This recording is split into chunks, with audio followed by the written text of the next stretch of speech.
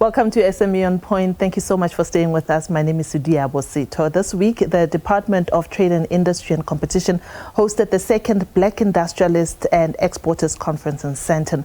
The conference sought to look into the progress that has been made and the challenges that Black industrialists face since the inception of the scheme back in 2015.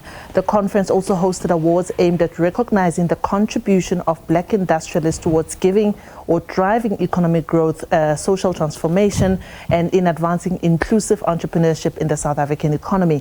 QP Drones Tech, together with Snode Technologies, won the Innovation Award that evening. Ndlovu, the founder and CEO of QP Drones, joins me now on SME OnPoint. Thank you so much, Ms. Queen, and congratulations on your award. What is it like to be in the drones industry as a Black woman in South Africa, or a Black industrialist in South Africa? Thank you so much for inviting me, by the way. Thank you. I don't take this for granted. Yeah, I think it's very exciting. Of course, it has its own emotional roller coaster journey, but I won't do anything else, you know, especially that it's one of the sectors that are male dominated, you know, to be able to make a mark and your mark being recognized. Yeah. It's very, very fulfilling. Take us through your journey. How did you start and why did you start? Yeah, I'll try to summarize it. I've been into business before. I've run business for, I think, for more than 20 years, you know, but later on, I've been into drone technology for 6 years now, by the way. But while I went into the space, you know, I realized that the business that I was running, like I built TVET colleges, artisan schools, management consulting, is becoming saturated in South Africa. Yeah. So I wanted to go into technology business. Okay. I went back to school because I'm not an engineer, I'm not technical. I went to Wits Business School to do masters in entrepreneurship.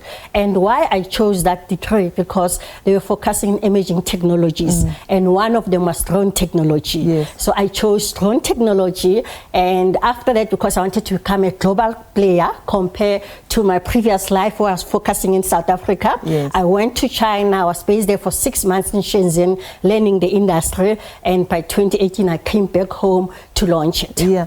At a time where the fourth industrial revolution is deepening around the world, how are we faring in South Africa, particularly with the use of drones? Are we finding better uses as compared to other countries? Before, I remember during COVID, we were using some drones to deliver medicines, and in other parts of the countries they were also doing that. What are we in South Africa doing with drones? I must say we had a delayed adoption, you know, and that killed our first mover advantage, because we wanted to be one of the first company to build drones locally, you know, so we're very ambitious that this is what we're going to be doing. But unfortunately, because the market wasn't ready by 2018, that time, you struggled to secure investment in terms of building a manufacturing facility, you know, and we decided to pivot into services, into operation. Okay. Offering the client the solutions of drone technology. But I must say now, you know, I think it's emerging. We are going towards full adoption.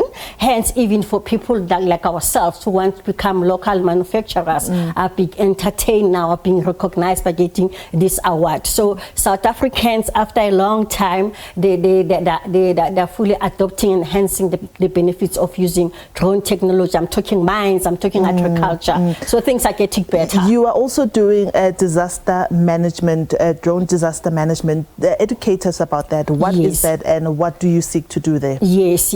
We are big in disaster risk management. We decided to be a thought leader in that space, you know, and thanks to our colleague, our COO, Mr. Jack Shulubani, who said that he's been observing that people that are into drone technology and in the space of disaster risk management, they only respond when the disaster has happened. What about we go into the space of disaster preparedness, because then we mitigate the risk. Unlike being responsive, we're trying to be proactive, use the drone and use the drones to map where are the risk areas are, so that we share the findings, so that people like local government are able to mitigate the risk and plan accordingly, because if exposed where are the areas of risk. So we're busy. This is not the only thing you are doing. You're also doing social responsibility and doing workshops around schools. Yes. How are children at school level adopting the whole technology, the use of technology, particularly in your rural and township-based schools where resources may be lacking? Yes, I must say thanks for asking that question, because we are very passionate about that. We are passionate about social impact, So even if we use drone technology to map vulnerable communities where they're affected by disaster, but within those particular communities, we try to introduce unemployed youth to the drone technology, try to expose different opportunities there. But we combine that with when we go to schools, especially the schools that are based in rural areas, so that they know other opportunities that they have. Because those that know about the drone technology, they think that they can only be drone pilot. So what we do, we expose them to other opportunities that they can be a data process technician, because drone technology only captures data, but someone has to process. So there's an untapped market there for them, or repair the drone, because they always, they always have incidents with the drone technology. So we expose, but what we do as well, over and above exposing them to drone technology, we also expose them to other emerging technology. Hence, we find in our workshop in schools, we expose them to 3D printing, visual reality, so that they're spoiled for choice instead of choosing the traditional careers. Speaking of spoiled for choice, here on the show, I'm very big on giving advice, particularly on how people can start their own small businesses at home. In this drones market, where are the opportunities for someone that's sitting at home and thinking, I want to get into business, I'm not sure what I want to do, I've got capital available, I think this drones business might be an idea. Where are the opportunities within this market? There's this plenty of opportunities. As much as I'll share the opportunities with you, I also need to give them some caution, because now what you are observing, everyone wants to become a drone pilot. But because it's aviation, you cannot be a drone pilot, then you don't have a place where you log in hours or you get experience. So the opportunities for them, of course, to become drone pilot, but they should be linked to other opportunities, because you can be drone pilot, specialize in disaster risk management, agriculture.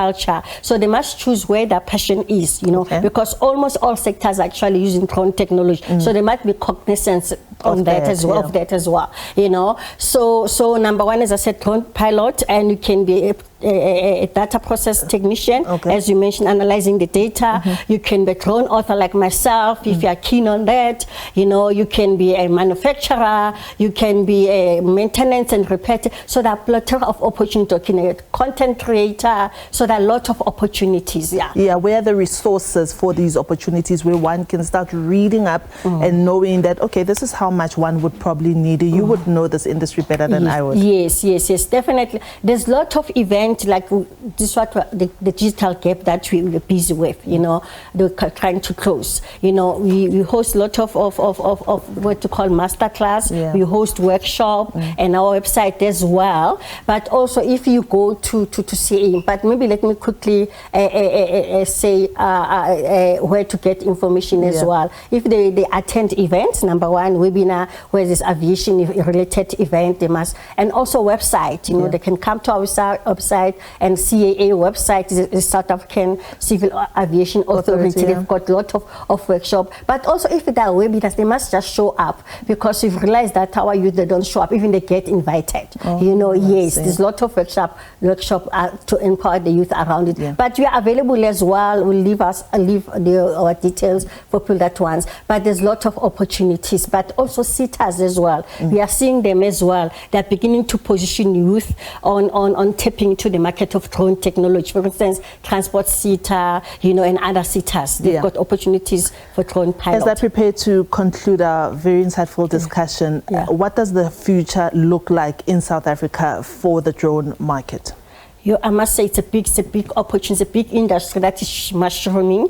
We are saying that the stats that I was reading this morning, like by 2030, we'll be reaching about 2 billion rands of market access to drone technology. So it's growing fast. This is definitely the time for one to get into the whole drone technology and get hold of QP drones, look them up and see how you can collaborate with them or learn a thing or two if that is how you are inclined, if you like those kind of things. But I found this conversation with Queen Ndlovu, the CEO and founder of QP Drones, quite insightful. She won the Innovation Award along with another business at the Black Industrialists and Exporters Conference earlier this week. It was on Wednesday, as a matter of fact.